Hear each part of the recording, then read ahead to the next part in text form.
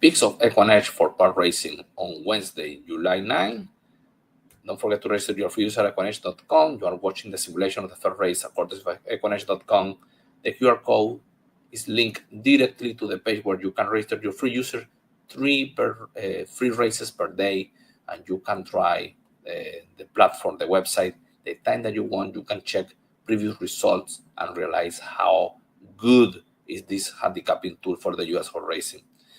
Let's start with race number 1, remembering that the Scotty picks 55% of winning rate, the top 2 picks. The long shot, a price play, around 11 to 14% winning rate, depending on time of race. And then you have also the win percentage, this blue column. It is calculated based on stats. It's another program, is a different program from this Scotty Picks program. The pace, the initial speed of each horse, you watch it graphically. The SOR, the strength of race, is the competitive level of this race, and this is the competitive level in average for each horse, depending on the past performances. This is the record of the horse at the distance and surface 7 furlongs on dirt, in this case, the competitive level of these races, and the color at the right, the red one, is the GSR, the genetic strength rate, the pedigree of the horse, in one number for 7 furlongs on a dirt. In this specific case, you touch a horse, you can check the last 8 races, the whole campaign, details, workouts, Dan campaign, stallion campaign, everything is there, and the GSR plus, the pedigree of the horse, in one number for each distance and surface. The complete profile is available here in the GSR plus. So in this race, and I improvise some picks at the right here, at the right corner, and 1-6 the Scotty picks, the 5 the long shot. The pace scenario very favorable for the number 1. We'll try to wear the field. If you are looking for a surprise, I believe the best options are 2, 5, and 6. Has this distance 7 furlongs. The 6 has a lower SOR, GSR, but a high SOR in comparison with the 5. But the 5 is the long shot, the 6 so I prefer to use the 1 has the top pick and 2, 5, 6 at your criteria, the enemies. If you are trying to beat the number 1, you have 3 options with 2, 5, 6. In race 2, 4 and 7 are the Scotty picks. The 2 is the long shot. You are seeing here the win percentage. The pace scenario is going to be very disputed. I think 7 and 4 are the horses to beat. This one has a higher SOR. This one has a slightly better GSR. Is not too significant, so they are very equalized. And the number 6 has very good races at the distance and is a danger. The competitive level is the higher of the race, so I believe these 3 horses are the top options on the race. And the number 2, lower SOR, is a long shot with an opportunity to upset the race.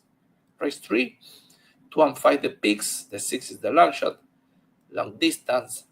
The GSR is not defining this race, but maybe the pace. So the number 2, with a very clear chance, no doubt, but it's a slow horse, has this tendency to lag at the back of the pack, and that could be a problem if the horse does not react in time.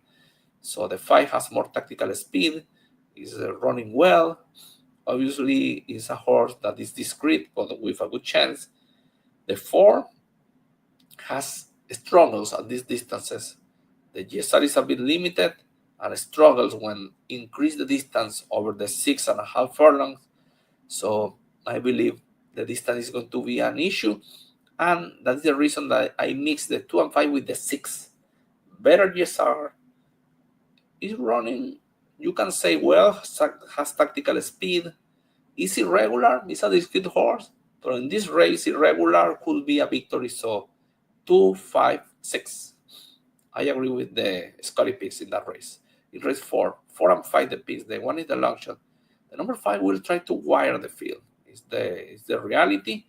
But Padilla has 2 horses in the race. Adorno, obviously, is the rider who Padilla trusts more. see the number of mounts and the win percentage together. So I believe the 3, despite this SOR lower, and he's dropping the 5 to this level, the 5 has a very good pedigree, was claimed on May, is coming back to this race, has some tactical speed. If the horse is 1% recovered, he's going to win the race, so you need to use him. But if the horse is not at his best, maybe the number 3, that is coming very sharp for this race, and Padilla trained this horse before and won with this horse at lower levels, but at the distance, this horse has an opportunity to win.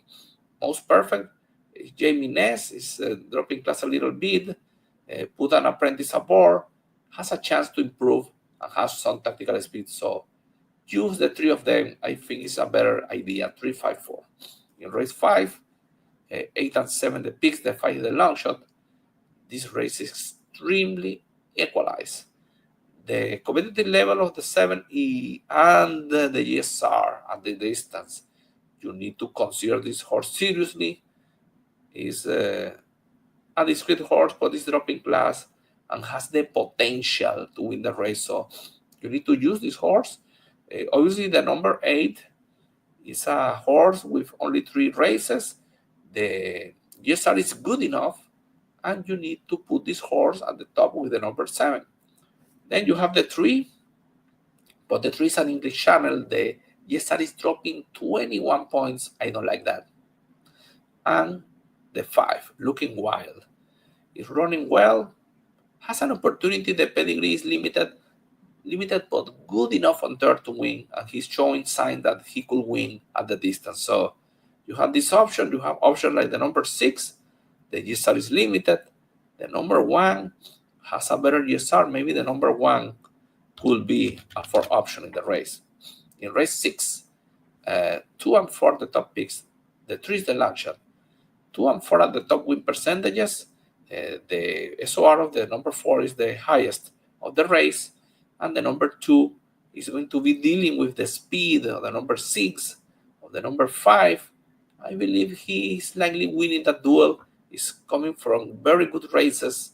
The number 6 is coming from a clean race, so I don't think the 6 is going to be the number 2. If the 2 beat this 2 in the speed duel, he's likely the winner. The 4 will come at the end, but he's struggling to win lately. Obviously, has an opportunity, so 2 and 4 the top picks, and the number 3 is going from behind 2 and could upset the race with Adorno por Padilla. So that is the reason I use 2, 4, and 3 in that order. In race 7, 1 and 7 are the top picks, and the 6 a long shot.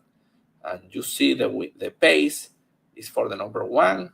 A decent pedigree. The pedigree of the 2 is stronger in comparison with the 1, and strongest in the field. The SOR is lower than the number 1. So the number 1 is coming from a stakes victory, but that was in December.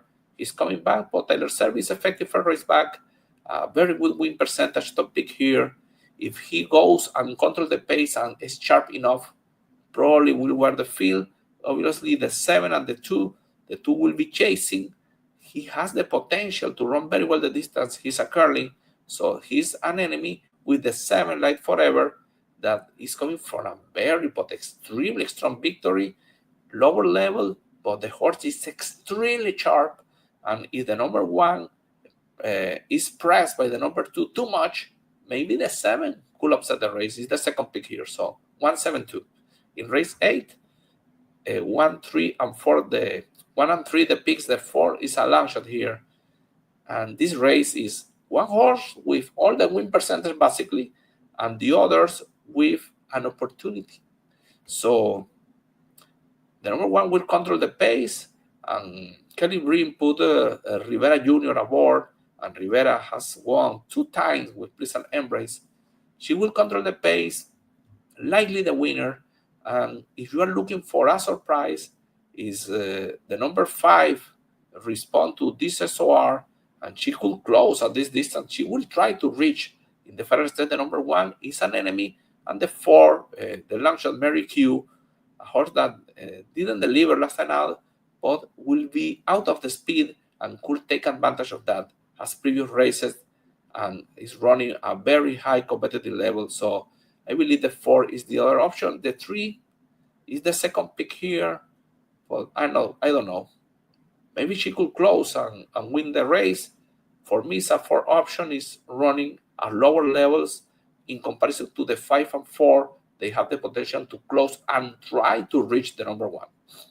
In race 9, 7, and 5, the picks, the 8 is the long shot. This race, as you see the win percentage, complicated. And I believe the pace scenario with the number 1 trying to guard the field, but he's coming for very, very, very weak fields. So we'll receive the pressure of the number 9, the number 6. He's fast, he's coming very strong for the race, but he's going up in class too much maybe. The number 9 will be pressing. The number 6 is very sharp and running against better competition, will press. The number 8 will have the opportunity to be stalking, and he was facing similar or stronger competition, will close this long shot with opportunity. And obviously 5, 3, and 7. The 7 is coming for a good victory, running at the lead. Obviously in this race he's not going to lead the race, but he could stalk like the number 8. And then you have the 3, who is a horse that has a perfect pace scenario for his closing kick, and the number 5. That is the reason I use this at the top, because the 3 and 5 will be running out of the pace. The 5 is dropping class. Jimenez training for the first time. So 5, 3, 7, 8 the picks. And in the last one, 1 and 9 the top picks. The 6 is the long shot. This one is a tough race. That is, I met with the asterisks there. See the win percentage? Very, very, very tough, the race.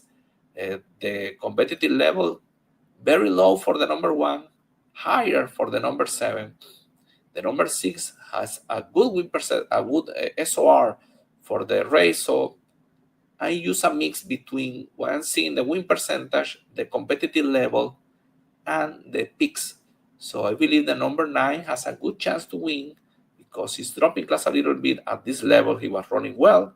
So that is the horse that you need to beat in this race. The number 7 is coming sharp for the race. At this level, he has an opportunity. Michael Pino, very effective. So 9 and 7, horses that you need to use in the race. The number 4 has tactical speed.